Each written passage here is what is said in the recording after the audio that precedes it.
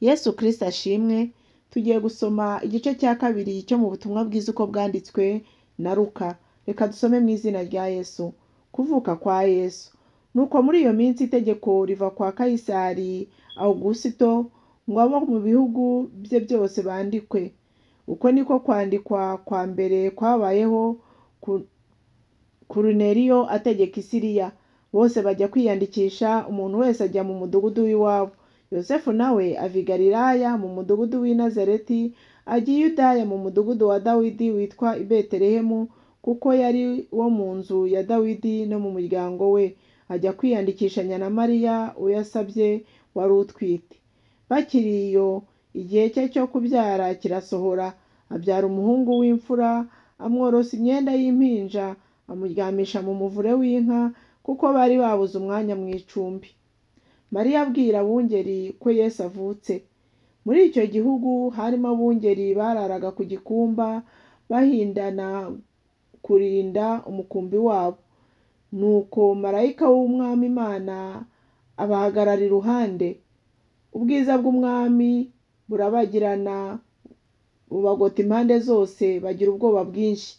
Marayika arababwira ati, mwitinya, dore ndababwira ubutumwa bwiza bw'umunezero mwinshi uzaba ku bantu bose, kuko uyu munsi umukiza bavukiye mu murwa wa Dawidi, uzaba Kristo umwami. Iki ni cyo kiri bubabere ikimenyetso. Nuko muri busange umwana w'uruhinja yoroshwe imyenda y'impinja, aryamishijwe mu muvure w'inka. Muri ako kanya haboneka ingabo zo mu ijuru nyinshi ziri kumwe na marayika uwo, zisingiza Imana ziti, mu ijuru icyubahiro kibi cy'Imana, no mu isi amahoro abo mu bo yishimira. Abamarayika bamaze gusubira mu ijuru, abungeri baravugana bati, nimuze tujye i Betelehemu turebe ibyabayeyo, ibyo umwami Imana itumenyesheje. Bagenda bihuta, basanga Mariya na Yosefu n'umwana w'uruhinja aryamishijwe mu muvure w'inka. Babibonye babatekerereza iby'uwo mwana nk'uko babibwiwe. Ababumvise bose batangazwa n'ibyo abungeri bababwiye, ariko Mariya abika ayo magambo yose mu mutima we, akajya ayatekereza. Maze abungeri basubirayo bahimbaza bashima Imana ku byo bumvise byose no ku byo babonye nk'uko babibwiwe. Bakeba Yesu bamumurikira Imana. Nuko iminsi 8 ishize arakebwa, bamwita Yesu, rya zina ryari ryaravuzwe na marayika nyina atarasama inda ye. Iminsi yo kwezwa kwabo ishize, bakurikije amategeko ya Mose, bamujyana i Yerusalemu ngo bamumurikire umwami Imana, nk'uko byanditswe mu mategeko y'umwami ngo, umuhungu wese w'uburiza azitwa uwera ku Uwiteka. Batamba n'igitambo nk'uko byavuzwe mu mategeko y'umwami, w'intunguro 2 cyangwa ibyana by'inuma 2. Yerusalemu hariho umuntu witwaga Simeyoni. Uwo yari umukiranutsi witonda kandi yategerezaga ihumure ry'Abisiraheli. Mwuka wera yari muri we. Yari yarahanuriwe n'umwuka wera ko atazapfa atarabona Kristo w'umwami Imana. Ajyanwa n'umwuka mu rusengero, maze ababyeyi bajyanye umwana Yesu ngo bamugenze nk'uko umuhango w'amategeko wari uri. Simeyoni aramuterura ashima Imana ati, Mwami, noneho urasezerere umugaragu wawe amahoro nk'uko wabivuze, kuko amaso yanjye abonye agakiza kawe, ako witeguye mu maso y'abantu bose, kuba umucyo uvira amahanga no kuba ubwiza bw'ubwoko bwawe bwa Isiraheli. Se na nyina batangazwa n'ayo magambo avuzwe kuri we. Simeyoni abaha impundu, abwira nyina Mariya ati, dore uyu ashyiriweho kugira ngo benshi mu Bisiraheli bagwe, benshi babyuke, abe n'ikimenyetso kigirwa impaka, ngo ibyo abantu benshi batekereza mu mitima bizahishurwe, kandi nawe inkota izagucumita mu mutima. Hariho n'umuhanuzikazi witwaga Ana mwene Fanuweli wo mu muryango wa Asheri. Yari umukecuru wa kera. Amaze gushyingirwa yamaranye n'umugabo we imyaka 7, noneho amara imyaka 84 ari umupfakazi. Yahoraga mu rusengero aramya Imana, yiyiriza ubusa asenga ku manywa na nijoro. Muri uwo mwanya nawe araza ashima Imana, avuga ibya Yesu, abibwira bose bari bategereje gucungurwa kw'i Yerusalemu.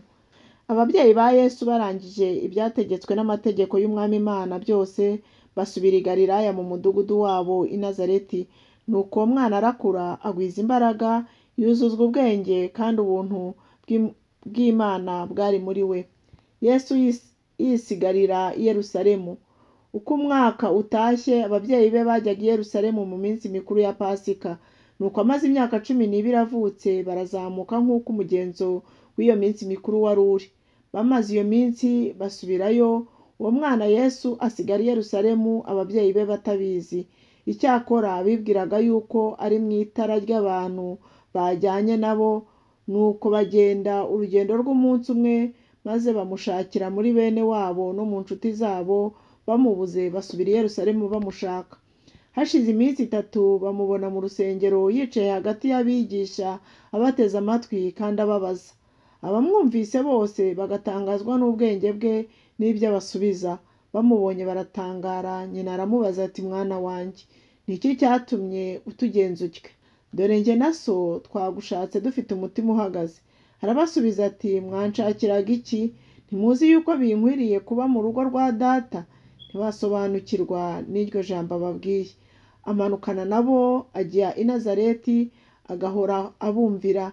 Ibyo byose nyina abibika mu mutima we. Yesu akomeza kugwiza ubwenge, abyiruka ashimwa n'Imana n'abantu.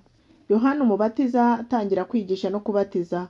Nuko mu mwaka wa 15 wo ku ngoma ya Kayizari Tiberiyo, ubwo Pontiyo Pilato yari umutegeka w'i Yudaya, na Herode ari umwami w'i Galilaya, na Filipo mwene se ari umwami wa Ituraya n'uw'igihugu cy'i Tirakoniti, na Rusaniya ari umwami wa Abirene, Ana na Kayafa ari abatambyi bakuru, nibwo ijambo ry'Imana ryageze kuri Yohana mwene Zakariya ari mu butayu.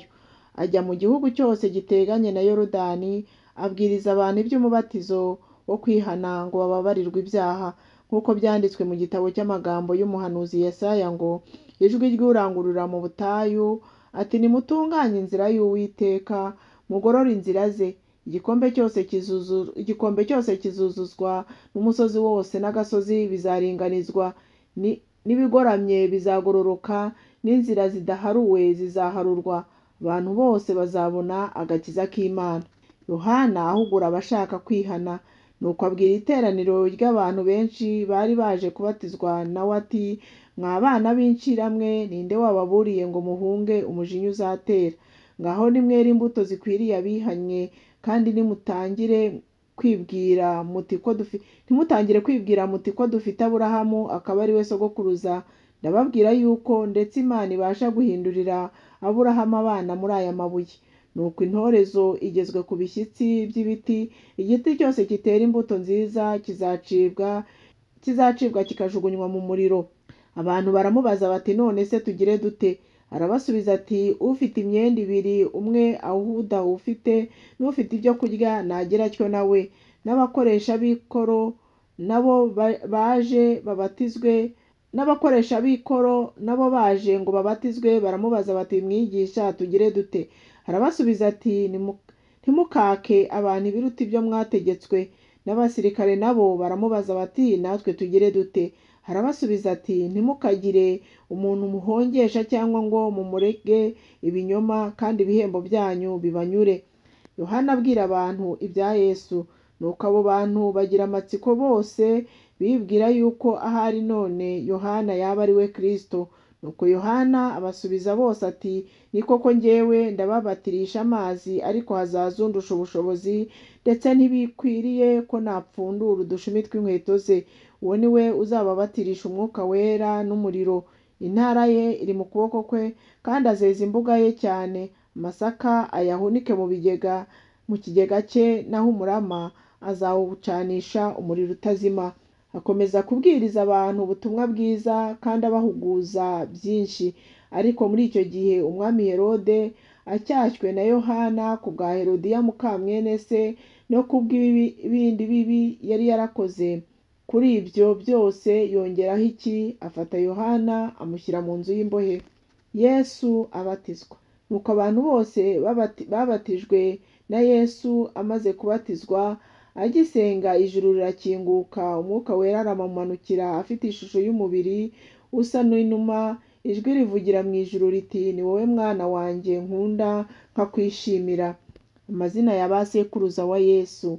Ubwo Yesu yatangiraga kwigisha yari amaze imyaka nka 30 avutse, abantu bibwiraga ko ari we mwene Yosefu, mwene Heli, mwene Matati, mwene Lewi, mwene Meruki, mwene Yanayi, mwene Yosefu, mwene Matatiya, mwene Amosi, mwene Nahumu, mwene Siri, mwene Nagayi, mwene Mati, mwene Matatiya, mwene Semiyini, mwene Yoseki, mwene Yoda, mwene Yohanani, mwene Resa, mwene Zerubabeli, mwene Sheyaturiyeli, mwene Neri, mwene Meruki, mwene Adi, mwene Kosamu, mwene Elumadamu, mwene Eri, mwene Yesu, mwene Eliyezeri, mwene Yorimu, mwene Matati, mwene Lewi, mwene Simeyoni, mwene Yuda, mwene Yosefu, mwene Yonamu, mwene Eliyakimu, mwene Mereya, mwene Mena, mwene Matata, mwene Natani, mwene Dawidi, mwene Yesayi,